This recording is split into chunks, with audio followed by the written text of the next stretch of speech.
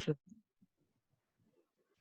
Password में दिक्कत होती है, तो मैं कोशिश करता हूँ यार, देखना पड़ेगा उसकी। एक बार मैं ऐसा करता हूँ, सेटिंग चेक करूंगा बिना पासवर्ड के, अगर ओपन हो जाए तो, मतलब केवल आईडी डाल के अगर वीडियो ओपन हो जाए तो, है ना। और क्या इशू आते हैं बताओ।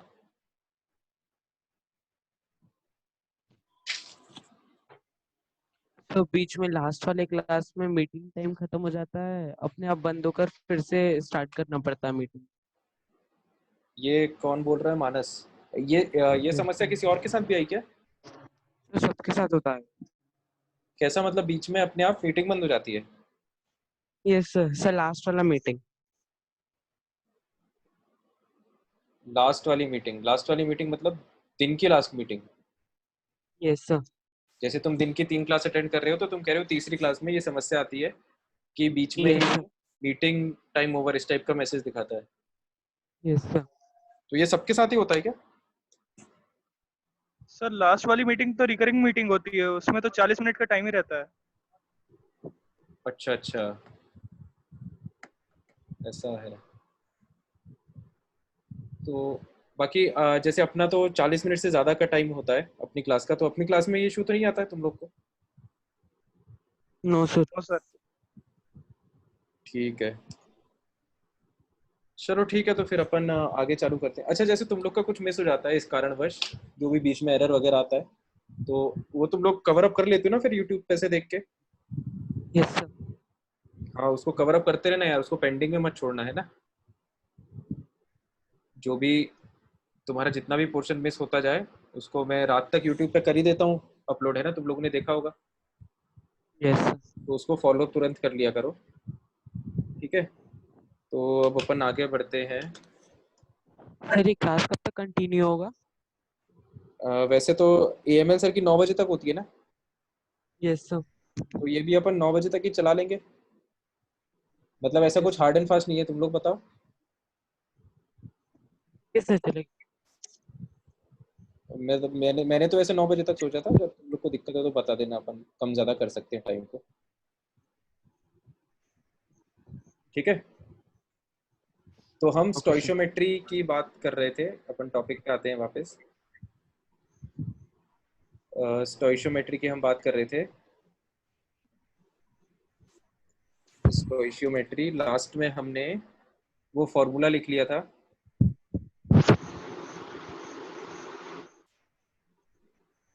फॉर्मूला हमने क्या लिखा था? Moles of A reacted by small a is equal to moles of B reacted by small b is equal to moles of C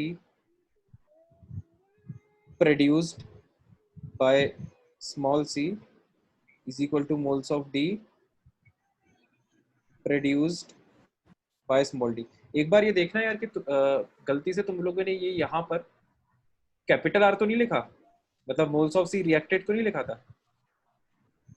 एक बार चेक कर लेना नोट्स में यार, मेरे को याद नहीं है, क्योंकि मुझे ऐसा लग रहा है मैंने गलती से यहाँ पर भी रिएक्टेड ना लिखवा दिया हो। हेलो। हाँ हाँ बोलो, कोई कुछ कहना चाह रहा है क्या? No sir. ठीक है, तो रिएक्टेंट जो है वो वक्त के साथ कंज्यूम होता जाता है या खत्म होते जाता है, तो उसके लिए हम रिएक्टेड वर्ड का यूज करते हैं, है ना। और जो प्रोडक्ट है वो प्रोड्यूस होता जाता है वक्त के साथ, तो इसलिए हम उसके लिए प्रोडक्ट पी मतलब प्रोड्यूस्ड का यूज करते हैं, ठीक है। तो ये अपनी रिएक्शन लिखी थी अपन ने, A plus B gives C C plus D D, ठीक है। यहां तक समझने में कोई डाउट तो नहीं किसी को? No sir. ठीक है, तो देखो अब इसका मतलब ये हुआ कि, ध्यान से सुनना, किसी भी किसी भी रिएजेंट की, reagent can be a reactant, reagent can be a product. ये जो इक्वेशन है, ये इक्वेशन बहुत इंपॉर्टेंट है। ये इक्वेशन हमें ये बताती है कि चारों में से अगर किसी भी एक रिएजेंट का हमें कुछ भी पता हो, है ना, कुछ भी मतलब या तो हमें उसका मास, जैसे हम मान लो कैपिटल बी की बात करें, कैपिटल बी का अगर हमको मास दे दिया हो या मोल्स दे दिए हो, तो उससे हम किसी भी रिएजेंट का कुछ भी बता सकते हैं। सर रिएजेंट की टेक्निकल डेफिनेशन क्या होती है? Reagent is any substance which participates in the reaction. Reaction में पार्टिसिपेट होने वाला एजेंट रिएजेंट। तो फिर वो प्रोडक्ट कैसे हुआ सर? वो तो बन गया ना। नहीं मतलब वो रिएक्शन में पार्टिसिपेट तो कर रहा है ना, मतलब जैसे ये केमिकल रिएक्शन है ना, तो ये भी रिएक्शन में पार्टिसिपेट कर रहा है, ये भी कर रहा है, ये भी कर रहा है और ये भी कर रहा है। मतलब ये सब ठीक है। रिएक्शन के एक हिस्से है ना। ये जो है ये रिएक्शन की स्टार्टिंग सिचुएशन है और ये रिएक्शन की एंडिंग सिचुएशन है ना। Okay sir. चारों है तो रिएजेंट, सॉरी रिएक्शन के पार्टी, तो इसलिए इन चारों को रिएजेंट्स बोला जाता है। ठीक है। ठीक है, तो क्या अपन डिस्कस कर रहे थे कि हाँ, तो मैं ये कह रहा था कि जैसे चारों रिएजेंट में से हमको किसी भी एक रिएजेंट का कुछ भी दिया हो, मास दिया हो या मोल्स दिए हो, तो हम उससे किसी दूसरे रिएजेंट का कुछ भी निकाल सकते हैं इस इक्वेशन के थ्रू, है ना। जैसे हमें बी, कैपिटल बी का मास दिया है मान लो, तो उससे हम कैपिटल बी के मोल्स निकाल लेंगे, फॉर्मूला हमको पता है ना। और हमें मान लो डी के मोल्स पूछा है, तो हमें बी के मोल्स पता है, उससे हम डी के मोल्स निकाल लेंगे। तो ये एक्सप्लेनेशन समझ में आया सबको कि ये फॉर्मूला इंपॉर्टेंट क्यों है। Yes, sir. तो अब सभी लोग एक क्वेश्चन करो। क्वेश्चन करो 367.5 ग्राम KClO3 जिसका मॉलिक्यूलर मास दिया हुआ है 122.5। व्हेन हीटेड, जब इसको गर्म किया गया तो how many grams of KCl and oxygen is produced।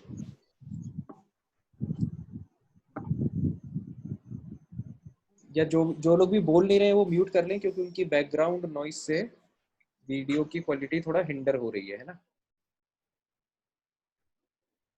ठीक है, तो ये क्वेश्चन है, इसको ट्राई करो अब सभी लोग।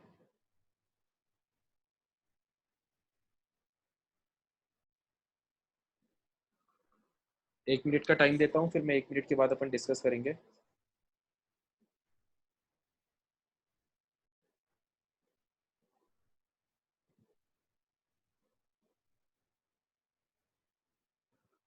आदि पूछ रहा है कि 2 से ज्यादा रिएक्टेंट या फिर प्रोडक्ट भी हो सकते हैं, उस केस में क्या। तो उस केस में ये जो इक्वेशन है आदि, ये बढ़ता जाएगा, है ना। आदि का डाउट ये है कि अभी मैंने 2 रिएक्टेंट और 2 प्रोडक्ट लिए हैं, अगर ज्यादा रिएक्टेंट हो या ज्यादा प्रोडक्ट हो तो उस केस में क्या होगा। तो देखो, अगर 2 की जगह 4 रिएक्टेंट भी होते तो चारों का फ्रैक्शन हम इसी तरह से लिखते, है ना। चारों मतलब रिएक्टेंट में मोल्स आ जाता और नीचे उसका कोएफिशिएंट आ जाता, और प्रोडक्ट के साथ भी सेम था। अगर एक और प्रोडक्ट होता, मान लो मैं चलो बढ़ा ही देता हूँ एक प्रोडक्ट, जैसे मान लो ये रिएक्शन होती है अपनी ई कैपिटल ई, है ना, 3 प्रोडक्ट जनरेट हो रहे हैं, तो इसको हम ऐसे बढ़ा के लिख देते आगे, ध्यान से देखना, इसको हम लिख देते आगे मोल्स ऑफ ई, क्योंकि ई एक प्रोडक्ट है तो ये प्रोड्यूस्ड होगा, moles of E produced by उसका स्टोइशियोमेट्रिक कोएफिशिएंट स्मॉल ई। ठीक है आदि, तो इस तरह से ये इक्वेशन एक्सटेंड होती जाएगी depending on the number of reagents participating in the chemical reaction. Manas पूछ रहा है कैपिटल एम का मतलब है मॉलिक्यूलर मास, है ना। ये जो कैपिटल एम है ये मॉलिक्यूलर मास है KClO3 का।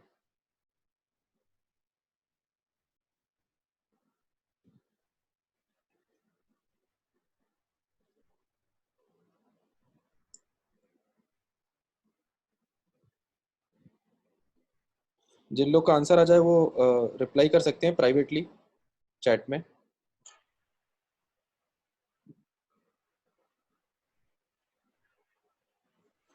ऑक्सीजन का 144 और इसका 23.5, हाँ सही है।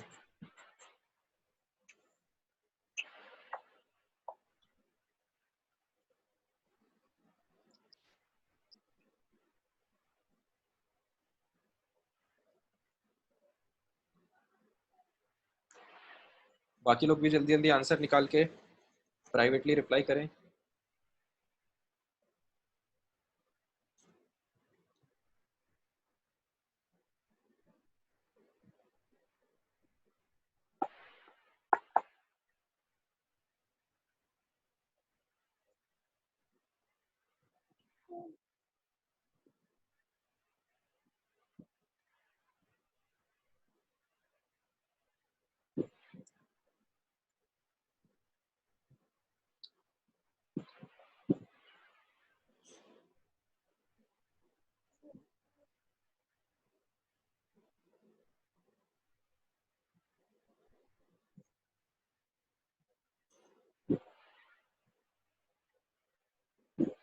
KCl 23.5 23.5 नहीं आएगा, माइनस का आ रहा है 144। हाँ सही है। देखो ठीक है, जितनों का हो गया ठीक है, अभी मैं बता देता हूँ। 367.5 ग्राम KClO3 को हमने हीट किया, तो KCl और ऑक्सीजन कितना प्रोड्यूस हुआ वो पूछ रहा है ना।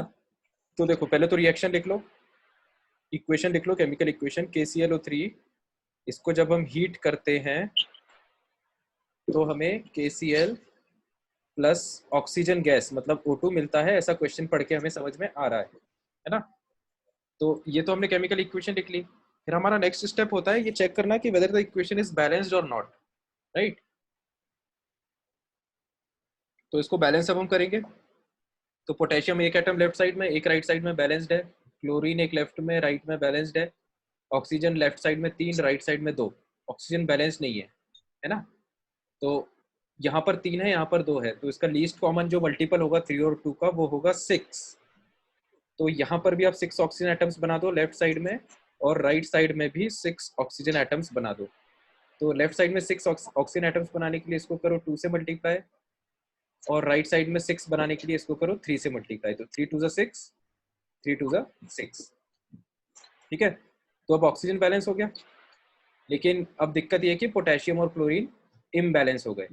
तो इसको दोबारा बैलेंस करने के लिए यहाँ पर 2 पोटेशियम क्लोराइड आ रहे हैं, तो KCl में भी, KCl के सामने भी हम 2 कोएफिशिएंट लगा सकते हैं, है ना। तो ये हो गया सेकेंड स्टेप हमारा कंप्लीट कि अब हमने कर दिया रिएक्शन को बैलेंस। तो जैसे ही हमने रिएक्शन को बैलेंस किया हमें स्टोइचियोमेट्रिक कोएफिशिएंट्स मिल चुके हैं। तो अब हम ये रिलेशन लिख सकते हैं, है ना। रिलेशन क्या लिखेंगे हम, moles of KClO3 reacted capital R by उसका stoichiometric coefficient 2 is equal to moles of KCl formed या produced capital P by stoichiometric coefficient 2 is equal to moles of oxygen produced या formed by उसका stoichiometric coefficient 3, right? अब देखो, अब हमें निकालना क्या है, हमारे लिए जो अननोन है वो है how many grams of KCl and oxygen. तो एक तो KCl निकालना है हमको और एक ऑक्सीजन निकालना है, ठीक है। तो देखो KCl का वेट पूछा है हमें, है ना। हमें एक्चुअल में क्वेश्चन में क्या पूछा है, वेट ऑफ KCl कितना है और वेट ऑफ ऑक्सीजन कितना है, राइट। ये 2 चीजें हमसे पूछी जा रही है, ठीक है। तो अब वेट हम ऐसे डायरेक्टली तो निकाल नहीं सकते, हम किसके थ्रू निकालेंगे, मोल्स के थ्रू, है ना। क्वेश्चन को उल्टा सॉल्व कर रहे हैं, तो हमें पता है कि वेट जो आता है वो मोल्स के फॉर्मूले में आता है। तो moles is equal to weight of KCl by molecular weight of KCl, और वेट ऑफ ऑक्सीजन निकालने के लिए हम अगेन मोल्स वाली इक्वेशन यूज करेंगे, moles of oxygen is equal to weight of oxygen by molecular weight of oxygen. तो molecular weight of KCl और molecular weight of oxygen हमको पता है, ठीक है। किसी तरह से अगर मोल्स निकल जाए तो दोनों इक्वेशन से हमारा ये जो अननोन है वेट ऑफ KCl और वेट ऑफ ऑक्सीजन ये निकल जाएगा। तो हम मोल्स निकालने पे ध्यान देते हैं। तो मोल्स निकालने के लिए अब इक्वेशन में हमें KClO3 का मास पता है ना। KCl के मोल्स और ऑक्सीजन के मोल्स हम इस इक्वेशन से निकालेंगे, और इसके लिए हमें KClO3 के मोल्स निकालने पड़ेंगे, और KClO3 के मोल्स निकालने के लिए हमें उसका मास पता है। ठीक है, तो ये बन गया अपना क्वेश्चन का पाथ कि क्वेश्चन हमें करना कैसे कैसे है। तो हाँ, तो वेट ऑफ KClO3 हमें दिया हुआ है क्वेश्चन में 367.5 ग्राम, है ना। तो देयरफॉर हम मोल्स ऑफ KClO3 लिख सकते हैं, ध्यान से देखना, मोल्स होता है मास, वेट ऑफ KClO3 मतलब 367.5 डिवाइडेड बाय उसका मोलर मास। तो मोलर मास कितना है KClO3 का, क्वेश्चन में दिया हुआ है 122.5, है ना। तो ये 122.5 मोलर मास से डिवाइड कर दो, तो ये वैल्यू सॉल्व होके 3 आ जाएगी। तो मोल्स ऑफ KClO3 3 आ गए। बस अब तो क्या बचा, या मोल्स ऑफ KClO3, इसमें वैल्यू 3 डालेंगे हम, तो हमारा मोल्स ऑफ KCl आ जाएगा और मोल्स ऑफ ऑक्सीजन आ जाएगा। ठीक है, तो इसको मैं यहाँ पे लिख देता हूँ अब, moles of KCl easy moles of KCl by 2 is equal to moles of KClO3 by 2, है ना। ये हमने यहाँ पर यूज किया है, moles of KCl by 2 is equal to moles of KClO3 by 2। तो इसको सॉल्व करने पे हमारा मोल्स ऑफ KCl आ जाएगा कितना, 3। ठीक है, अब सिमिलरली हम मोल्स ऑफ ऑक्सीजन निकाल सकते हैं। तो moles of oxygen by coefficient 3 by 3 is equal to moles of KClO3 by 2। तो मोल्स ऑफ KClO3 मतलब 3 बाय 2। तो इसको सॉल्व होके अपना मोल्स ऑफ ऑक्सीजन आएगा 9 बाय 2 या 4.5। ठीक है, तो बस अब ये वैल्यूज मोल्स ऑफ KCl आ गया, इसको यहाँ पे यूज कर लो। तो अब तो क्या बचा क्वेश्चन में, अब तो हो जाएगा, है ना। मास ऑफ KCl हो जाएगा मोल्स ऑफ KCl जो कि अपना आया था 3 इंटू मोलर मास। तो मोलर मास ऐड कर लो, पोटेशियम का मोलर मास कितना होता है, पोटेशियम क्लोराइड का, पोटेशियम का होता है 39 और इसका होता है 35.5। तो ये अपना जाएगा 74.5 ग्राम, राइट। तो 74.5 ग्राम ये आ गया वेट ऑफ KCl ऑब्टेन्ड। और ऐसे ही वेट ऑफ ऑक्सीजन आ जाएगा, moles of oxygen, moles of oxygen जो कि आया था 4.5, moles of oxygen 4.5 into molar mass of oxygen 32 ग्राम। ठीक है, तो ये 4.5 हो जाएगा 9 बाई 2, 2 16 से 32 एंड 16 इंटू 9 मतलब 144 ग्राम। ठीक है, तो ये हमारे आंसर्स हो जाएंगे। तो बेसिकली हमें वही कहा गया था क्वेश्चन में कि हमें एक रिएजेंट का अमाउंट दिया था और दूसरे रिएजेंट्स का अमाउंट पूछा गया था, तो ये हमने इस फॉर्मूले के थ्रू निकाला है। क्या ये क्वेश्चन सबको क्लियर हो गया, इसको नोट कर लो, डिस्कस कर दिया। और कोई भी डाउट हो तो पूछ लो। No sir. कोई डाउट नहीं है, तो इसमें फिर एक और पार्ट लिख लो, इसी क्वेश्चन का सेकंड पार्ट है, calculate volume of oxygen gas obtained at STP। Oxygen तो एक गैस है, तो उसकी कितनी वॉल्यूम हमें मिलेगी।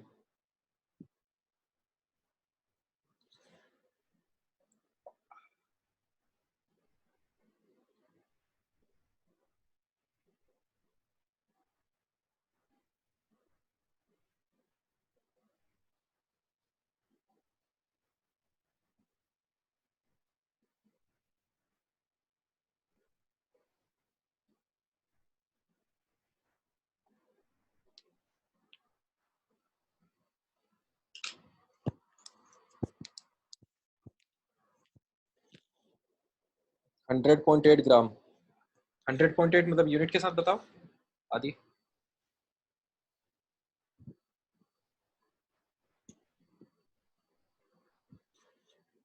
आंसर्स हमेशा यूनिट के साथ बताया करें, बहुत ज़्यादा इंपॉर्टेंट है, यूनिट्स पे ध्यान देना, बोथ फिजिक्स में और केमिस्ट्री में। 100.8 लीटर।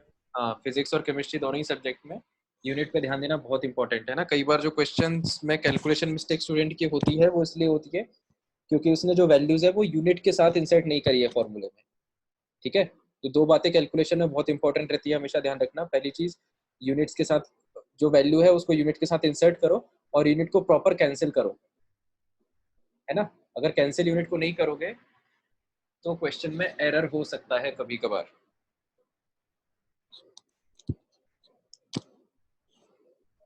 तो ये हो गया, सबको क्लियर हो गया इस फॉर्मूले का क्या यूज है, स्टोइशियोमेट्री का क्या मतलब होता है, जो बेसिक चीजें हैं वो सबको क्लियर हो गई।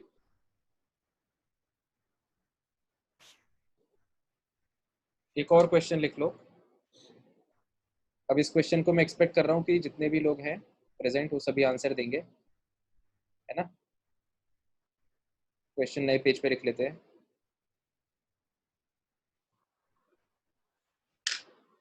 क्वेश्चन है,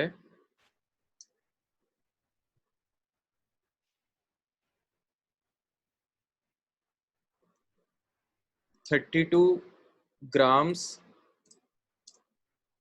methane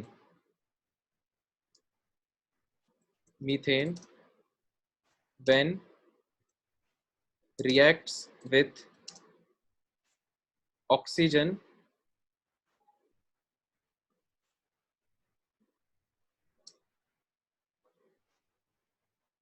how many volumes of carbon dioxide will be produced at STP"। है ना। क्वेश्चन को थोड़ा सा हल्का सा टफ कर दिया पिछली बार से। टफ किस पॉइंट पे क्या है वो भी मैं बताऊंगा जब डिस्कस करूंगा।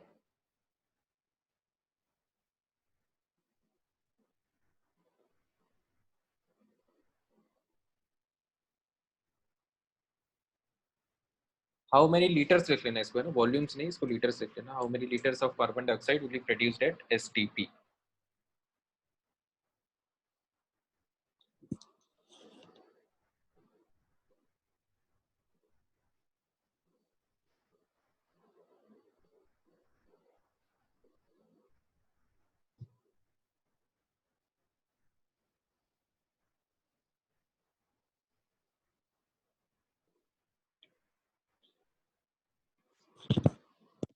44.8।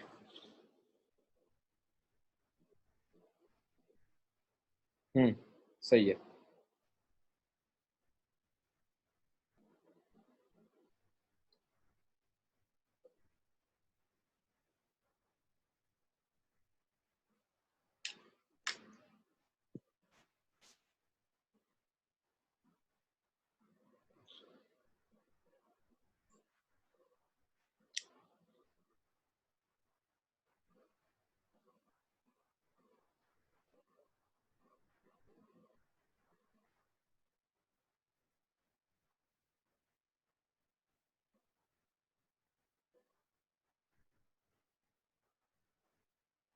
बाकी लोग भी निकालें जल्दी आंसर, प्राइवेटली मैसेज करें, या खैर अब तो पता चल गया तो पब्लिकली भी कर सकते हो।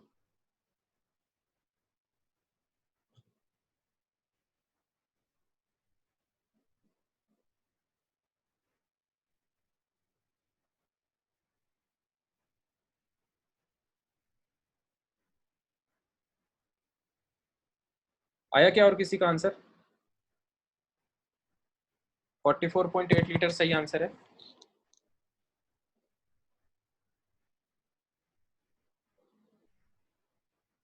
ठीक है, ठीक है, कुछ लोगों का तो आ गया है। ठीक है, 44.8 गुड। देखो जिस जिसका भी आंसर 44.8 आ गया है मतलब उन्होंने सारी स्टेप्स सही से एग्जीक्यूट कर लिए। तो बेसिकली इस टाइप के क्वेश्चंस में स्टेप्स क्या रहती हैं, सबसे पहले तो आप लैंग्वेज पढ़ के रिएक्शन पहचान लो, उसको केमिकल इक्वेशन के फॉर्म में लिख दो। तो क्वेश्चन कह रहा है कि मीथेन जो है वो ऑक्सीजन से रिएक्ट करता है और कार्बन डाइऑक्साइड की वॉल्यूम पूछ रहा है वो। तो इसका मतलब ये तो पक्का है कि एक प्रोडक्ट कार्बन डाइऑक्साइड तो निश्चित तौर पे होगा ही, है ना।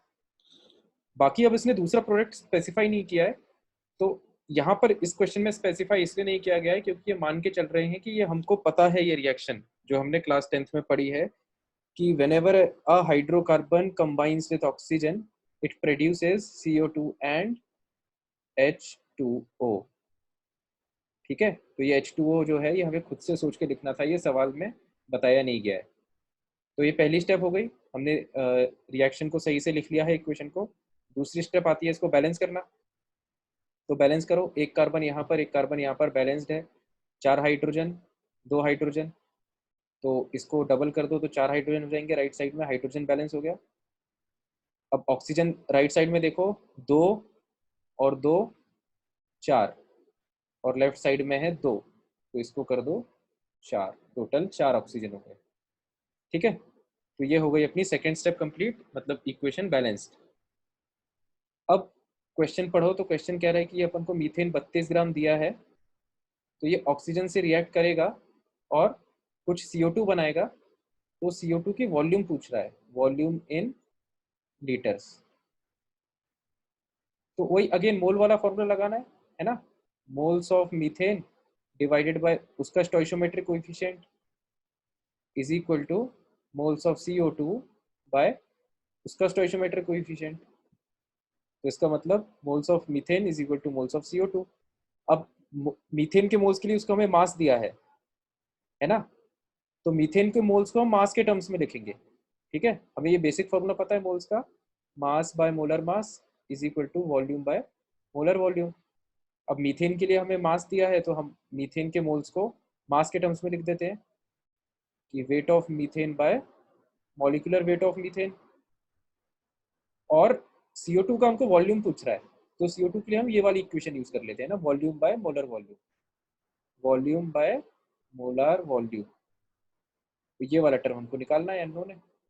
बस अब तो क्या बचा, वैल्यूज डालना चालू कर दो। मास दिया है हमें 32 ग्राम, मोलर मास होता है 16 ग्राम, निकल जाएगा मोलर मास। वॉल्यूम हमें लीटर में निकालना है, और STP कंडीशन दी हुई है, तो STP पे मोलर वॉल्यूम किसी भी गैस की होती है 22.4 लीटर्स। ठीक है, तो इसको जब हम सॉल्व करेंगे तो ये लेफ्ट साइड में बचेगा 2, तो 22 इंटू 4 मतलब वॉल्यूम हो जाएगी 2 इंटू 22.4 लीटर, मतलब 44.8 लीटर्स। ठीक है, आई होप ये सबको क्लियर हो गया होगा, है ना। ये बहुत बेसिक चीज़ है और ये बहुत यस इंपॉर्टेंट सर। है। बहुत सारे क्वेश्चंस आएंगे इस चैप्टर में, मेनली स्टोइशियोमेट्री और लिमिटिंग रीजेंट से रिलेटेड। तो ठीक है, चलो अब इसमें एक इम्पॉर्टेंट बात ये है कि ठीक है भाई, अभी तो अपन ने फॉर्मूला रट लिया, अपन को पता है कि मोल्स, सारे मोल, सबके मोल्स को ऊपर लिखना है और सबके सबके स्टोइशियोमेट्रिक कोएफिशिएंट को डिनोमिनेटर में लिखते जाओ और फिर बाद में वैल्यूज वगैरह डाल दो। ठीक है, ये तो एक तरीका है ही बेसिक। हमको वैसे विथ टाइम ये प्रैक्टिस करना है कि हम क्वेश्चन को फास्ट कर पाएं, और फास्ट कर पाने के लिए हमें, अब देखो ओरली कैसे करते हैं इस क्वेश्चन को, है ना, इतना फॉर्मूला हर बार लिखने की जरूरत नहीं है। ठीक है, तो जैसे ही हमने रिएक्शन को बैलेंस किया, ध्यान से सुनना, ये वही वाला क्वेश्चन है KClO3 वाला। जैसे ही हमने रिएक्शन को बैलेंस किया, अब देखो सिंपल से रेशियो पे ध्यान दिया करो, है ना। ओरली कैसे करते हैं क्वेश्चन को, 2 मोल KClO3 से 2 मोल KCl बनता है, इसका मतलब दोनों का रेशियो 1:1, मतलब इसका जितना मोल जाएगा उतना ही इसका मोल बनेगा। तो अपन ने इसके मोल निकाल लिए, ये 366 122, मतलब ये आएगा लगभग 3 मोल, तो इसका भी बनेगा 3 मोल, है ना। तो 3 मोल KCl का बना, और 3 मोल को उसके मॉलिक्यूलर मास से मल्टीप्लाई कर दो, है ना। तो ये अपना आ जाएगा 3 मोल को अपन ने जब मॉलिक्यूलर मास से मल्टीप्लाई करेंगे, 3 मोल को 74.5 से मल्टीप्लाई करेंगे तो अपना आंसर आ जाएगा। ठीक है, अब ऐसे ही आ जाओ इस पे, क्या बोलते हैं, ऑक्सीजन पे। तो 2 मोल से 3 मोल बन रहा है, तो 1 मोल से कितना बनेगा, 1 मोल से 1.5 मोल बनेगा, 1 मोल से 3/2 बनेगा या 1.5 मोल बनेगा, यूनिटरी मेथड। तो जब 1 से ये 1.5 बनेगा ऑक्सीजन, तो 3 से कितना बनेगा, 4.5 मोल, है ना। 1 से 1.5 मतलब 3 से 4.5, यूनिटरी मेथड। तो 4.5 मोल को उसके मॉलिक्यूलर मास से मल्टीप्लाई कर दो, ये कर दिया 4.5 को 32 से मल्टीप्लाई कर दिया, ये आंसर आ गया। ठीक है, तो मैं कहना ये चाह रहा हूँ कि ये जो नंबर है इसको हम ओरली विजुअलाइज कर सकते हैं, हर बार इतना पूरा फॉर्मूला लिखने की ज़रूरत नहीं है ना, और विथ टाइम नहीं पढ़ना चाहिए। मतलब इस टाइप के जो क्वेश्चन है वो विद इन 30 सेकेंड्स खत्म होते हैं, और अपन को विद इन 30 सेकेंड्स ही खत्म करने की आदत डालनी है विथ प्रैक्टिस। ठीक है, तो जब तुम क्वेश्चंस की प्रैक्टिस करोगे शीट में तो दोनों तरीके से करना। अभी तो ये तो चलो मेरी तो प्रैक्टिस है इसलिए मैंने ओरली कर दिया है ना, तुम लोगों से भी स्टार्टिंग में नहीं बनेगा, तो पहले हर बार बेसिक फॉर्मूले से करना और उसके बाद ऐसे ओरली करके देखना। ठीक है, तो तुम्हें खुद समझ में आएगा कि हाँ ओरली करना ज़्यादा आसान है और लेस टाइम कंज्यूमिंग है। तो धीरे धीरे ऐसे इस तरह से हमारी ओरली क्वेश्चन करने की प्रैक्टिस बन जाएगी। ठीक है, अब जैसे ये वाला क्वेश्चन था, इसमें भी अपन वैसे ही कर सकते हैं। अपन ने जैसे ही रिएक्शन बैलेंस की, देखो ये 32 ग्राम, मॉलिक्यूलर मास अपन को पता है 16 ग्राम होता है, तो मन में कैलकुलेट किया 32/16, मतलब ये तो 2 मोल दिया है। अब देखो ये 1 मोल से 1 मोल CO2 बनता है तो 2 से बनेगा 2, तो जब यहाँ 2 मोल दिया है तो इसका मतलब ये 2 मोल बनेगा CO2। 1 मोल की वॉल्यूम होती है 22.4, तो 2 मोल की हो जाएगी 44.8, है ना। सिंपल है, मतलब ऐसा कुछ बहुत हार्ड एंड फास्ट कैलकुलेशन तो था नहीं जो मैंने मनी मन में किया। ठीक है, तो इस तरह की प्रैक्टिस अपन को भी करनी है ड्यूरिंग द प्रैक्टिस। ठीक है, तो आई होप दोनों तरीके क्लियर हो गए होंगे लोगों सभी को, बेसिक तरीका फॉर्मूले से और फिर विजुअलाइज करके या फील करके इक्वेशन को। ठीक है, तो अब अपन आगे बढ़ते हैं। स्टोइशियोमेट्री में कोई डाउट तो नहीं है किसी को? तो फिर मैं अगले टॉपिक पे आऊँ, क्योंकि स्टोइशियोमेट्री टॉपिक बहुत इंपॉर्टेंट है। एक बार सोच लो, किसी को भी कोई डाउट हो तो पूछ लेना। कुछ सेकंड्स का पॉज ले रहा हूँ मैं।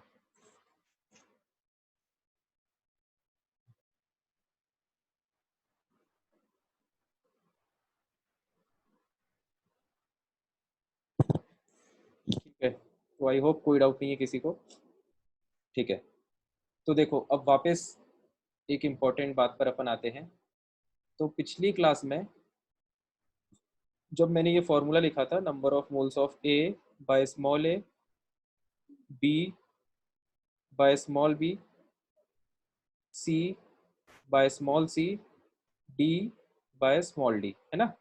यहाँ पर रिएक्टेंट रिएक्टेंट प्रोडक्ट प्रोडक्ट ये हमने ये फॉर्मूला पिछली क्लास में ही लिख लिया था, और उसमें मैंने रेड पेन से नीचे ये लिखा भी था कि ये होता है किसके लिए, कंप्लीट रिएक्शन के लिए, है ना। और उस टाइम ये बोला भी था कि ये कंप्लीट रिएक्शन क्यों लिखा है ये बाद में समझाऊंगा। तो अब सही वक्त आ गया ये चीज़ समझने का, ये कंप्लीट रिएक्शन हमने क्यों लिखा था। ठीक है, देखो कंप्लीट रिएक्शन का मतलब ये होता है, अब ये अपन समझते हैं एक सिंपल एग्जांपल से पहले, है ना। ध्यान से सुनना कि एक एक मान लो ये एक हम इंडस्ट्री में है, एक ऑटोमोबाइल इंडस्ट्री में, जहाँ पे कार की मैन्युफैक्चरिंग होती है ना। कार की मैन्युफैक्चरिंग, गाड़ियों की मैन्युफैक्चरिंग। तो अपन उसको बहुत सिंपल फॉर्म में लिख रहे हैं कि कार कैसे बनती है। ये जो एक बॉक्स है या एक डब्बा है, उसके उसके नीचे 4 व्हील्स लगा दिए जाते हैं, है ना। तो ये हमारी एक कार बनके तैयार हो जाती है। ठीक है, तो ये एक इंडस्ट्री है जिसमें बॉक्स आता है, उसके उसके नीचे से ये 4 पहिए जुड़ जाते हैं और ये हमारा प्रोडक्ट कार के फॉर्म में मिल जाता है ना। तो ये तो चलो सिंपल है। अब इसमें हम इसको एक्स्ट्रापोलेट भी कर सकते हैं। कैसे कि भाई अगर हमारे पास कोई हमसे बोले कि 3 बॉक्सेस हैं आपके पास, 3 बॉक्सेस हैं, तो भाई आपको कितने टायर चाहिए होंगे कार बनाने के लिए, कोई मेरे को चैट में लिख के बताओ। 3 बॉक्सेस हैं और उससे हमें कार बनानी है, तो कितने टायर्स चाहिए होंगे हमें? 12, है ना। इसमें तो आई होप किसी को कोई समस्या नहीं है। हमें 12 टायर्स की रिक्वायरमेंट होगी, चारों पर तीनों बॉक्सेस पर 4-4 टायर फिट होके हमारे पास ऐसी 3 कार बन के तैयार हो जाएंगी, है ना। इस तरह की हमारी 3 कार बन जाएंगी। तो अगर हमारे पास, ध्यान से सुनना, 3 बॉक्सेस और 4 टायर हैं, सॉरी 12 टायर हैं, तो 3 कार बन रही है। ये एक कंप्लीट प्रोसेस है अपने आप में, है ना। Complete process. कंप्लीट प्रोसेस कैसे हुई कि भाई कुछ भी चीज का वेस्टेज नहीं हो रहा है, कोई भी चीज रिमेनिंग नहीं है, ठीक है। जितने हमने बॉक्सेस लिए थे पूरे यूजअप हो गए, जितने हमने टायर लिए थे वो पूरे यूजअप हो गए, और 3 कार हमारे पास बन गई, ठीक है। तो ये तो हो गई कंप्लीट प्रोसेस। अच्छा, इनकम्प्लीट प्रोसेस अगर यहाँ पर होती तो क्या होता? तो इनकम्प्लीट प्रोसेस का मतलब ये है, ध्यान से देखना, कि जैसे 3 बॉक्सेस तो हैं अपने पास, सही बात है। अब मान लो कि टायर्स किसी कारणवश आपके पास 10 ही अवेलेबल हो पाए, है ना। तो 10 ही टायर अवेलेबल हो पाए, तो उस केस में अब क्या होगा? क्या 3 कार बन जाएंगी? नहीं बनेगी, है ना, पॉसिबल नहीं है, क्योंकि नो सर। क्योंकि कार की डेफिनेशन ही होती है कि भाई उसमें 4 टायर होने चाहिए। अगर आप मतलब 2 कार तो कंप्लीट हो जाएंगी, देख के समझ में आ रहा है हमको, है ना। ये 4 और 4 8 टायर तो चले गए। अब बाकी जो तीसरी कार है वो हम ऐसे तो बना नहीं सकते, क्योंकि ये तो क्या, ये तो बाइक जैसा हो गया फिर कुछ, है ना। ये तो कार की डेफिनेशन को फॉलो नहीं कर रहा, इस तरह की कार पॉसिबल नहीं है। हाँ, मैं वही कह रहा हूँ कि इस तरह की कार तो पॉसिबल ही नहीं है ना। तो इसका मतलब क्या हुआ कि ये वाली कार बन ही नहीं पाएगी। अब ये वाली कार बन नहीं पाएगी, है ना। इसका क्या मतलब है कि जो ये जो है अपने 10, या इसको ऐसे समझ लो यार, इसमें थोड़ा सा कंफ्यूजन होगा, इसको अपन बढ़ा के ले लेते हैं, है ना। इसको बढ़ा के ले लेते हैं, क्योंकि इसमें दिक्कत ही होगा, दोनों ही बच जाएंगे फिर। अपन ले लेते हैं 14 टायर ले लेते हैं, ठीक है। टायर्स अपन ने ज़्यादा ले लिए, तो 14 टायर्स में क्या होगा? 14 टायर्स में क्या होगा कि अपने पास, ध्यान से देखना, 3 कार्स बन जाएंगी कंप्लीट, है ना। 3 बॉक्सेस हैं अपने पास यहाँ पर, वो 3 बॉक्सेस और उसके साथ 12 टायर्स। भाई इस पे गुदागादी मत करो यार स्क्रीन पे,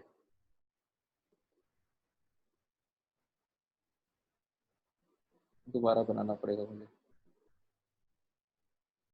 ये देखो, 3 बॉक्सेस और 12 टायर्स, है ना। अब 2 टायर्स तो बच जाएंगे, इसमें कोई डाउट तो नहीं है किसी को, है ना। जब प्रोसेस कंप्लीट होगी तो क्या होगा कि 2 टायर्स विल बी रिमेनिंग, है ना। 2 टायर्स विल रिमेन। तो ध्यान देना, ये जो 2 टायर्स बच गए, इसका क्या मतलब हुआ कि हमारी प्रोसेस कैसी है, कंप्लीट है कि इनकम्प्लीट है? हमारी जो प्रोसेस है वो रह गई क्या? इनकम्प्लीट, ठीक है। प्रोसेस को कंप्लीट तब कहा जाता है जब सारे, मतलब कुछ भी वेस्टेज ना बचे एंड में, है ना। जितने भी हमने स्टार्टिंग में सब्सटेंसेस लिए हैं वो पूरे के पूरे खत्म हो जाने चाहिए, है ना, पूरे खत्म हो जाने चाहिए, और सारे नए सब्सटेंसेस जनरेट हो जाना चाहिए, तब हम बोलते हैं कि हमारी प्रोसेस होती है कंप्लीट, ठीक है। तो आई होप ये सिंपल एग्जांपल तो सबको समझ में आ गया होगा, है ना। तो अब बात ये है कि कितने कितनी कार्स बनेंगी, ध्यान देना, कितनी कार्स बनेंगी वो किस बात पे डिपेंड करेगा? वो नंबर ऑफ बॉक्सेस पे डिपेंड करेगा कि नंबर ऑफ टायर्स पे डिपेंड करेगा? इस सिचुएशन में जब आपके सामने 3 बॉक्सेस और 14 टायर्स हैं, तो नंबर ऑफ कार्स कितनी बनेगी वो किस बात पे डिपेंड कर रहा है? बॉक्सेस। नंबर ऑफ बॉक्सेस पे, है ना। बॉक्सेस पे कैसे कर रहा है कि भाई टायर आप और बढ़ा दो, है ना। मान लो 14 की जगह हमारे पास 15 टायर होते, तो भी कितनी कार्स बनती? 3 ही, है ना। अगर हमारे पास 16 टायर्स होते तो भी कितनी कार्स बनती? 3 ही। यहां तक कोई डाउट तो नहीं किसी को? तो नो सर। तो इसका क्या मतलब हुआ, ध्यान से देखना, लैंग्वेज पे ध्यान देना, लैंग्वेज में क्या बोल रहा हूँ। हमको ये बात पता थी कि एक बॉक्स जब 4 टायर से कंबाइन होता है तो एक कार जनरेट होती है। ये मैं स्टोइशियोमेट्री की बात कर रहा हूँ, है ना। इसको हम ऐसे भी लिख सकते हैं केमिकल इक्वेशन के फॉर्म में, 1 box combines with 4 tyres to give 1 car, है ना। तो ये रेशियो हो गया स्टोइशियोमेट्री 1:4:1। एक बॉक्स जब 4 टायर से जुड़ता है तो एक कार बनती है, ठीक है। तो ये तो आइडियल सिचुएशन हो गई। अब यहाँ पर प्रॉब्लम ये हो गई थी इस रियल सिचुएशन में, ध्यान से देखना। तो हमको ये पता है कैलकुलेशन के हिसाब से कि जब 3 बॉक्स हैं तो 1:4 के रेशियो के हिसाब से 3 बॉक्स के लिए 12 टायर होना चाहिए। अब टायर अगर 14 है तो भी 3 ही कार बनेगी, टायर 15 है तो भी 3 ही कार बन पाएंगी, टायर 16 है तो भी 3 ही कार बन पाएंगी, टायर अगर 100 ले लोगे तो भी 3 ही कार बन पाएगी, ठीक है। इसका मतलब ये हुआ, ध्यान से देखना, कि सब्सटेंसेस जो हैं अगर वो रेशियो में मौजूद हैं जिस रेशियो में वो होना चाहिए तो प्रोसेस होगी कंप्लीट, है ना। कंप्लीट प्रोसेस कब होगी? जब जो सब्सटेंसेस हैं वो उसी रेशियो में होना चाहिए जो रेशियो रिक्वायर्ड है, ठीक है। तो यहाँ पर क्या रेशियो रिक्वायर्ड है? 1:4।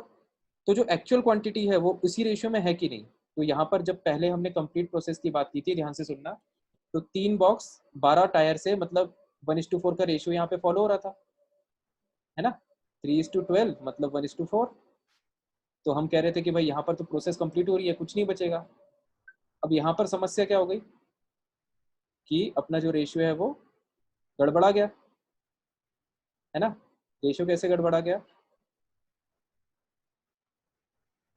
कि जब हमने, ध्यान से देखना, जब हमने 3 बॉक्सेस के लिए 14 टायर लिए तो ये 1:4 के रेशियो फॉलो नहीं कर रहा है ना। आइडियली रेशियो होना चाहिए 1:4। अब ये वैल्यू जो है ये 4 से ज़्यादा आ रही है रेशियो के हिसाब से, है ना। मतलब 1:4 के हिसाब से यहाँ पे 12 होना चाहिए था, ये 12 से ज़्यादा आ रहा है। तो इसका मतलब ये हुआ कि वो सब्सटेंस जो ज़्यादा है, फाइनल प्रोडक्ट उस सब्सटेंस की क्वांटिटी पे डिपेंड नहीं करेगा। फाइनल प्रोडक्ट हमेशा उस सब्सटेंस की क्वांटिटी पे डिपेंड करेगा जो कि कम है। कम किसके हिसाब से है? कम रेशियो के हिसाब से है, ठीक है। क्या ये समझने में कोई डाउट है कि किसी को? अमाउंट ऑफ फाइनल प्रोडक्ट या final substance will depend on the substance which will be less in quantity as per the ratio, ठीक है। तो इसका मतलब ये हुआ कि आप जो अगर रेशियो के हिसाब से जो ज्यादा है उसका तो आप कितना भी अमाउंट फिर बढ़ाते रहो, अमाउंट ऑफ प्रोडक्ट पर कुछ भी फर्क नहीं पड़ेगा, ठीक है। अब देखो इसको और अपन चेंज करते हैं। 3:14 का रेशियो अपन ने लिया था, 3 बॉक्स और 14 कार, 14 टायर। अब मान लो अपन ने ले लिए 4 बॉक्स और 14 ले लें, 4 और 2, हाँ 4 बॉक्स और 14 टायर। अब अपन ने बॉक्स का नंबर 1 बढ़ा दिया, है ना। तो अब क्या होगा?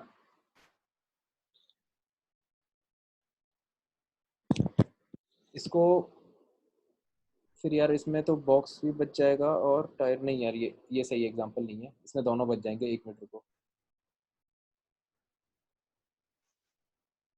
ऐसा करो, इसको ले लो 3:16 का रेशियो ले लो, है ना। ध्यान से सुनना, 3:16 का अगर हमने रेशियो लिया है तो हमको पता है कि 3 बॉक्सेस हैं तो बॉक्सेस कम है रेशियो के हिसाब से, तो 3 ही कार जनरेट होंगी, है ना। 3:16 के रेशियो में अगर हमने ये बॉक्स 1 बढ़ा दिया, है ना, 1 बॉक्स हमने बढ़ा दिया, नंबर ऑफ टायर्स उतने ही रहने दिए, तो अब कितनी कार जनरेट हो जाएंगी? चैट में लिखो जल्दी सब लोग। 4 बॉक्सेस लिए हैं और 16 टायर्स लिए हैं, मतलब टायर्स उतने ही रखे, बॉक्स बढ़ा दिए तो 4 कार जनरेट हो जाएंगी। और बढ़ा दिए मैंने बॉक्स, लो 5 बॉक्स कर दिए और 16 ही टायर रखे, बताओ जल्दी कितनी कार जनरेट होंगी? 4, है ना। तो देखो ध्यान से देखना, अपन कर क्या रहे हैं, हम हर बार रेशियो को कंपेयर कर रहे हैं ना। हमारे माइंड में एक रेशियो सेट है 1:4 का, हमने यहाँ पे देखा कि भाई 1:4 मतलब 3:12, तो 12 होना चाहिए, ये 16 है मतलब ये ज़्यादा है, तो जो ज़्यादा है उसको नहीं देखना है, जो कम है उसको देखना है। तो कम बॉक्सेस हैं तो 3 बॉक्सेस पे 3 कार बनेगी। फिर हम आगे बढ़े, हमने फिर से देखा 4:16 मतलब 1:4 एग्जैक्ट रेशियो है, तो कंप्लीट प्रोसेस हो जाएगी। ये जो प्रोसेस है ये कंप्लीट प्रोसेस होगी, दोनों ही खत्म हो जाएंगे और 4 कार बन जाएंगी। अब हमने एक और बॉक्स बढ़ा दिया 5:16, अब हमने इसको फिर से रेशियो से कंपेयर किया, ध्यान देना 1:4, तो 1:4 मतलब 5:16, तो रेशियो के हिसाब से रेशियो लगाएं तो 5 पे 20 होना चाहिए, 5 बॉक्स पे रेशियो के हिसाब से 20 टायर्स होना चाहिए, और यहाँ पर 16 ही टायर है, तो टायर कम है, बॉक्स ज़्यादा है ना, तो जो ज़्यादा है उस पर ध्यान नहीं देना होता, हमें किस पे ध्यान देना होता है, जो कम है उस पर। तो कम टायर है मतलब 16 टायर है, तो 16 टायर के हिसाब से 4 कार बन के तैयार हो जाएगी। क्या ये जो पूरा डिस्कशन अपन ने किया, क्या ये सबको क्लियर है कि रेशियो का यूज हम कैसे करते हैं एक्चुअल अमाउंट ऑफ सब्सटेंस जो प्रोड्यूस होगा उसको डिटरमाइन करने में? अगर ये एक्सपेरिमेंट सबको समझ में आ गया हो तो अब अपन आते हैं वापस अपने केमिस्ट्री में, है ना। तो ध्यान देना, कंप्लीट रिएक्शन की बात हम कर रहे थे, ठीक है। तो कंप्लीट रिएक्शन का मतलब ये होता है, पहले तो मैं एक रिएक्शन लिखता हूँ, वही वाली रिएक्शन लिख लेते हैं, मीथेन के ऑक्सीडेशन वाली CH4 + O2 gives CO2 + H2O। इस तरीके की रिएक्शन होती है, हमको पता है, हमें इसको बैलेंस करना भी आता है, बैलेंस कर दिया। बैलेंस करने से हमको ये समझ में आ गया कि हमको रेशियोज मिल गए, है ना। रेशियोज मतलब एक मीथेन का 1 मोल ऑक्सीजन के 2 मोल से कंबाइन होता है, तो 1 मोल CO2 और 2 मोल H2O बनता है, ये तो हमने स्टोइशियोमेट्री में पढ़ा है। अब ये जो रेशियो आ गए, अब बात ये है कि अगर एक्चुअल क्वांटिटी की हम बात करें, एक्सपेरिमेंट 1, एक्सपेरिमेंट 1 क्या है कि भाई हमने आपको दे दिए एक बीकर में 2 मोल CH4 गैस दे दी और 4 मोल ऑक्सीजन दे दी। तो पहले मेरे को बताओ, क्या ये रिएक्शन कंप्लीट होगी कि इनकम्प्लीट होगी?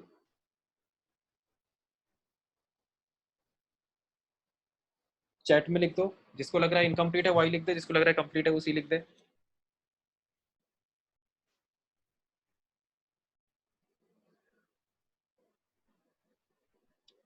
जल्दी जल्दी लिखा करो भाई। आपको क्या लगता है, ये रिएक्शन कंप्लीट होगी या इनकम्प्लीट होगी? मानस को लग रहा है इनकम्प्लीट होगी, आदि को लग रहा है कंप्लीट होगी, अंकुर को लग रहा है कंप्लीट होगी। देखो, सीधी सी बात ये है, अब ये वैसे ही कहानी हो गई, है ना। ये रहा अपना बॉक्स और ये रहे तुम्हारे टायर। तो अब इन्होंने बता दिया कि जब एक बॉक्स को 2 टायर पे से कंबाइन करते हो तो ये 2 टाइप के प्रोडक्ट्स जनरेट हो जाते हैं, है ना। तो रेशियो है 1:2, ठीक है। तो 1:2 का रेशियो, अगर रेशियो के हिसाब से एक्चुअल क्वांटिटी दी हुई है तो हम बोलेंगे कि रिएक्शन क्या हो रही है, कंप्लीट रिएक्शन, है ना। कंप्लीट रिएक्शन हो रही है। तो 2 मोल, 1 मोल CH4 2 मोल ऑक्सीजन से रिएक्ट करता है, तो 2 मोल कितने से करेगा, 4 से। तो जब रिएक्शन खत्म होगी, है ना, फाइनल सिचुएशन में जब रिएक्शन खत्म होगी तो ये भी 0 मोल हो जाएगा, ये भी 0 मोल हो जाएगा। CO2 कितना बनेगा? ये रिएक्शन का स्टार्टिंग था, है ना, इनिशियली था ये। इसको थोड़ा सा अपन सही से लिख लेते हैं, 1 सेकेंड रुको। ये है अपना कंप्लीट रिएक्शन। रिएक्शन जब स्टार्ट हुई इनिशियली तो आपको मीथेन और ऑक्सीजन के मोल दिए हैं, शुरुआत में तो कुछ बनेगा नहीं, कार्बन डाइऑक्साइड और वाटर। जब रिएक्शन खत्म हो जाएगी तो ये दोनों पूरे खत्म हो जाएंगे, क्योंकि कंप्लीट रिएक्शन हो रही है ना। कंप्लीट रिएक्शन में जितने रिएक्टेंट्स होते हैं सब खत्म हो जाते हैं पूरे, और प्रोडक्ट कितना जनरेट होगा? आदि 9 तक क्लास है, 15 मिनट और। तो प्रोडक्ट कितना जनरेट होगा, देखो, 1 मोल मीथेन से 1 मोल CO2 जनरेट होता है ना। तो 2 मोल मीथेन से 2 मोल CO2 जनरेट होना चाहिए। रेशियो फॉलो किया अपन ने, सिंपल। तो ये 2 मोल आ गया। इसको ऑक्सीजन की हेल्प से भी निकाल सकते थे। 2 मोल ऑक्सीजन से 1 मोल CO2 जनरेट होता है, तो 2:1 का रेशियो, तो 4 से 2 जनरेट हो जाएगा, है ना। तो CO2 का 2 मोल आ जाएगा और H2 का कितना आ जाएगा, H2 जस्ट डबल फॉर्म होगा, 4 मोल, है ना। तो ये सिचुएशन होगी इनिशियली और फाइनली जब प्रोसेस कंप्लीट हो रही है ना। ये हुआ अपना पहला एक्सपेरिमेंट, ठीक है। अब दूसरे एक्सपेरिमेंट में देखो हम क्या करते हैं। ये मैं कार वाला एग्जांपल अब हटा रहा हूँ, है ना, मैं मान के चल रहा हूँ सबको विजुअलाइज हो गया होगा। तो दूसरे एक्सपेरिमेंट में अगेन वही CH4 + 2O2 gives CO2 plus 2 H2O। ठीक है, तो यहाँ पर पहले हमने 2 मोल और 4 मोल लिया था एक्चुअल क्वांटिटी। अब देखो, मान लो मैंने इनिशियली, ये ध्यान से देखना, ये सारी कैलकुलेशन बहुत ज़्यादा इंपॉर्टेंट है। 2 मोल मीथेन इनिशियली लिया और ऑक्सीजन थोड़ा सा बढ़ा दिया, 5 मोल आपको ऑक्सीजन दे दिया। ठीक है, इनिशियली तो कुछ प्रोड्यूस होगा नहीं प्रोडक्ट। अब हम फाइनल की बात करते हैं, फाइनल सिचुएशन में क्या वैल्यूज आएंगी। देखो, फिर से रेशियो पे आते हैं।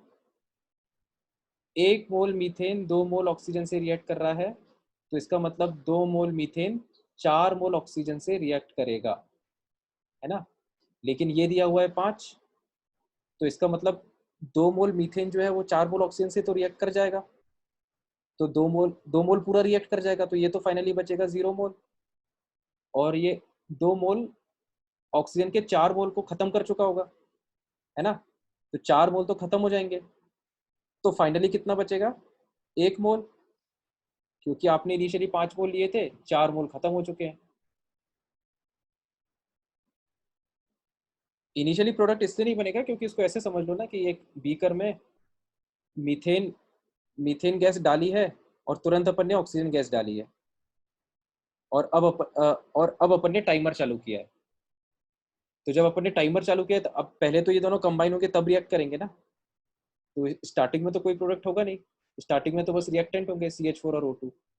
फिर जब पूरी रिएक्शन खत्म हो जाएगी तो फिर प्रोडक्ट जनरेट हो जाएंगे, CO2 और H2O। क्लियर हुआ क्या आदि?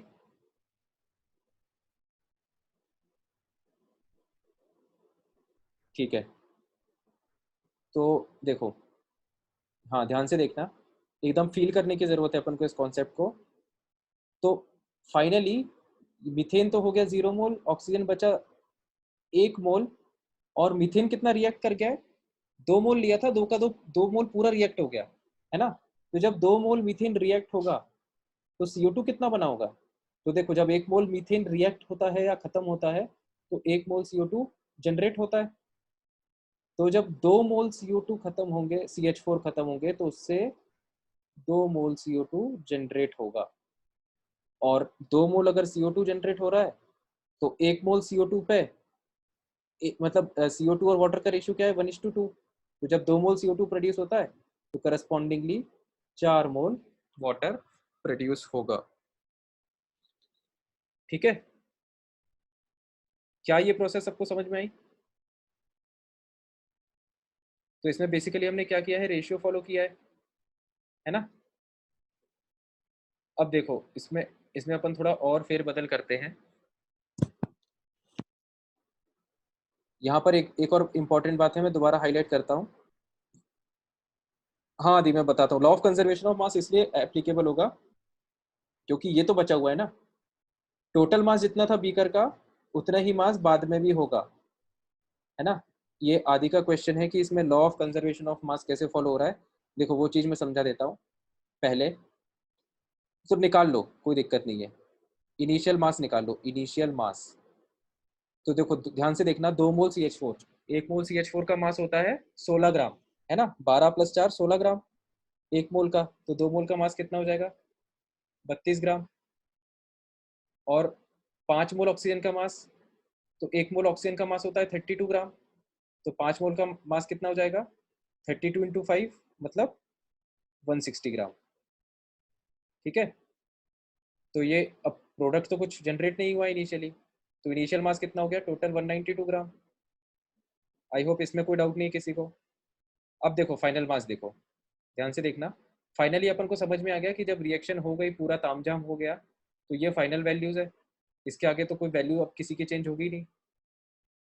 तो देखो, CH4 का 0 मोल, तो इसका कुछ मास होगा नहीं। ऑक्सीजन का 1 मोल बचा फाइनली, तो 1 मोल का मास कितना हो जाएगा, 32 ग्राम, प्लस CO2 का 2 मोल, तो CO2 के 1 मोल का मास कितना होता है, 12 + 32 मतलब 44, 1 मोल का। तो 2 मोल का कितना हो जाएगा, 44 × 2 मतलब 88 ग्राम। और वाटर, तो 1 वाटर का मास 18 ग्राम 1 मोल का, तो 4 का कितना होगा, 18 इंटू 4 मतलब 72 ग्राम, 62 ग्राम, 72 ग्राम।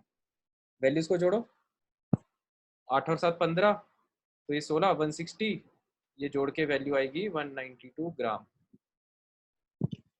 ठीक है। Law of conservation of mass इसलिए वैलिड है क्योंकि अपन बीकर का टोटल मास देखते हैं, है ना। जो बीकर है उसका हम हमेशा टोटल मास देखते हैं।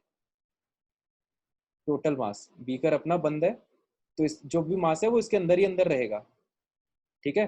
तो जो ऑक्सीजन है उसका 1 मोल बच गया है ना, वो भी हम ऐड करेंगे, है ना। तो इसलिए जो हमारा मास है वो ओबे रहेगा हमेशा। ठीक है, आदि क्लियर हुआ। सीधी सी बात है कि मास हमेशा ओबे रहता है तब तक जब तक कोई ऐसा प्रोडक्ट नहीं हो जो कि गैस के फॉर्म में हो, पहली चीज। और दूसरी चीज अपना वेसल ओपन ना हो, है ना। अगर अपना वेसल ओपन है और प्रोडक्ट में कोई गैस जनरेट हो रही है जैसे CO2, तो वो क्या होगा, वो गैस बन के उड़ जाएगी, छेद से बाहर निकल जाएगी। ठीक है, तो अपना मास कम हो जाएगा। लेकिन अगर अपन ने वेसल को बंद करके रखा है तो अंदर कैसी भी रिएक्शंस हो, कितनी भी रिएक्शंस हो, कितने भी रिएक्टेंट खत्म हो रहे हो, कितने भी प्रोडक्ट फॉर्म हो रहे हो, मास हमेशा सेम रहता है, क्योंकि सीधी सी बात है मैटर कहीं बाहर ही नहीं जा रहा, तो मास कैसे कम हो जाएगा। ठीक है।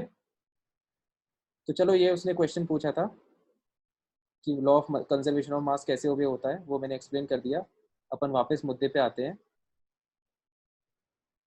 तो अभी तक हम ये डिस्कस कर रहे थे, यहाँ पर मैं इस पॉइंट को हाईलाइट कर रहा था, ध्यान से सुनना, कि जो हमने कार वाले एग्जांपल में देखा था कि जो रेशियो के हिसाब से जो कम रहता है उससे अमाउंट डिसाइड होता है। तो यहाँ पर भी देखो वो बात फॉलो हो रही है। रेशियो के हिसाब से कम कौन था, रेशियो है अपना 1:2, रेशियो है अपना 1:2। अब एक्चुअल क्वांटिटी दी है अपन को 2 और 5, तो 2 और 5 हमको एक्चुअल क्वांटिटी दी है। अब रेशियो के हिसाब से ये होना चाहिए 2:4, है ना। तो ये दिया है अपन को 5 एक्चुअल में, तो ये ज्यादा दिया है। या फिर हम ये कह सकते हैं कि ये हमको कम दिया है एक्चुअल में, है ना। अगर ये 5 मोल है तो ये 2.5 मोल होना चाहिए था। हाँ, क्लास अभी ओवर करते हैं, ये थोड़ा एग्जांपल खत्म कर लें, मतलब ये डिस्कशन कंप्लीट कर लें। देखो, मैं ये कह रहा हूँ कि रेशियो अगर 1:2 है, तो अगर ऑक्सीजन 5 मोल है तो ये 2.5 मोल होना चाहिए था, लेकिन ये 2 ही मोल है, तो ये कम है। तो जो प्रोडक्ट है वो जो कम वाला रिएजेंट है उसकी क्वांटिटी से डिसाइड होता है ना। तो कम कौन है, CH4। तो देख लो प्रोडक्ट कितना जनरेट हुआ, 2 मोल CH4 पूरा खत्म हो जाएगा और उससे 2 मोल CO2 जनरेट हो जाएगा, है ना। 1:1 का रेशियो, 1 मोल CH4 मतलब 1 CH4 पे 1 CO2, तो 2 मोल CH4 के खत्म होने से 2 मोल CO2 जनरेट होगा। ठीक है। तो हम यहाँ पर देख सकते हैं कि जो ज्यादा था उससे प्रोडक्ट का अमाउंट डिसाइड नहीं हुआ है। ठीक है, क्योंकि ज्यादा क्या था, ऑक्सीजन। तो ऑक्सीजन का अगर 5 मोल था तो 2:1 के रेशियो के हिसाब से 5 मोल पे 2.5 मोल CO2 बनना चाहिए था, लेकिन नहीं बना। क्यों? क्योंकि जो प्रोडक्ट का अमाउंट है वो अगेन कम वाले रिएजेंट के अमाउंट से डिसाइड होता है। सिंपल सी बात ये है। ठीक है, तो ये चीज सबको क्लियर हो गई। तो जो कम वाला रिएजेंट है उसको हम क्या बोलते हैं, उसको हम बोलते हैं लिमिटिंग रिएजेंट। जो कम वाला रिएजेंट है उसको हम लिमिटिंग रिएजेंट बोलते हैं। ठीक है, इसका एक और एक्सपेरिमेंट देख लेते हैं हम, उसके बाद हम क्लास खत्म करते हैं, तो तुम्हें पूरा क्लियर हो जाएगा। ठीक है, इसको तुम लोग सॉल्व करना। मान लो कि मैंने यहाँ पर, यार ये म्यूट कर दो जिसका भी है। हाँ, देखो अब अपन क्या करते हैं, ऑक्सीजन को लिमिटिंग कर देते हैं। ठीक है, तो ऑक्सीजन को लिमिटिंग कैसे, ध्यान देना। एक्चुअल वैल्यूज मैंने इनिशियली चेंज कर दी। मैंने आपको दिया 3 मोल मीथेन और 5 मोल ऑक्सीजन। तो ऑक्सीजन तो उतना ही रखा जितना पहले था, मीथेन मैंने 1 मोल बढ़ा दिया। अब ध्यान से देखना क्या होगा, है ना। बस 2 मिनट और ध्यान देना, उसके बाद अपन क्लास खत्म ही करने वाले हैं। देखो फिर से हमने रेशियो कैलकुलेट किया, रेशियो है 1:2 का। तो रेशियो के हिसाब से 3 मोल मीथेन पे 6 मोल ऑक्सीजन होना चाहिए था, लेकिन ऑक्सीजन 5 ही मोल दिया है। तो इसका मतलब ऑक्सीजन रिएक्शन के रिक्वायरमेंट के हिसाब से कम दिया है। तो इसकी क्वांटिटी से डिसाइड होगा कि फाइनल प्रोडक्ट इस बार कितना बनेगा, इसकी क्वांटिटी से डिसाइड नहीं होगा। अब अपन आते हैं फाइनल वैल्यूज पे जब रिएक्शन खत्म हो जाएगी। तो रिएक्शन जब खत्म हो जाएगी तो हमको ये तो पता है कि जो कम रहता है वो तो पूरा ही खत्म हो जाता है, तो ये तो पूरा खत्म हो जाएगा। 5 मोल है तो ये पूरा 5 मोल पूरा रिएक्ट कर जाएगा। तो अब ये 5 मोल ऑक्सीजन कितने मोल मीथेन से रिएक्ट करेगा? तो ध्यान देना, 2 मोल ऑक्सीजन 1 मोल मीथेन से रिएक्ट करता है, तो 5 कितने से करेगा? 2.5 से, यूनिटरी मेथड 2.5 मोल है ना, तो ये 2.5 मोल मीथेन को खत्म कर देगा। तो जो 3 मोल मीथेन अपन को पहले दिए थे उसमें से 2.5 मोल मीथेन खत्म हो जाएंगे, तो फाइनली बचेंगे कितने? केवल बचेंगे 0.5 मोल मीथेन फाइनल सिचुएशन में, ठीक है। और अब अपना 5 मोल मीथेन 5 मोल ऑक्सीजन खत्म हो चुका है, तो कार्बन डाइऑक्साइड कितना बनेगा उससे? तो देखो 2 मोल ऑक्सीजन से 1 मोल कार्बन डाइऑक्साइड बनता है, तो 5 मोल मतलब कितना? आधे का रिलेशन है, 2 मोल ऑक्सीजन पे 1 मोल CO2, तो 5 मोल से कितना बनेगा? 2.5 मोल, 2.5 मोल CO2। और वाटर कितना बनेगा? तो वाटर देखो 2 मोल ऑक्सीजन से 2 मोल वाटर बनता है, तो 5 मोल ऑक्सीजन के खत्म होने से भी कितना बनेगा? 5 मोल वाटर बनेगा। इसकी क्वांटिटी हम ऑक्सीजन की हेल्प से भी निकाल सकते हैं या फिर कार्बन डाइऑक्साइड की हेल्प से भी निकाल सकते हैं, ठीक है। क्या ये एक्सपेरिमेंटेशन क्लियर हो गया पूरा?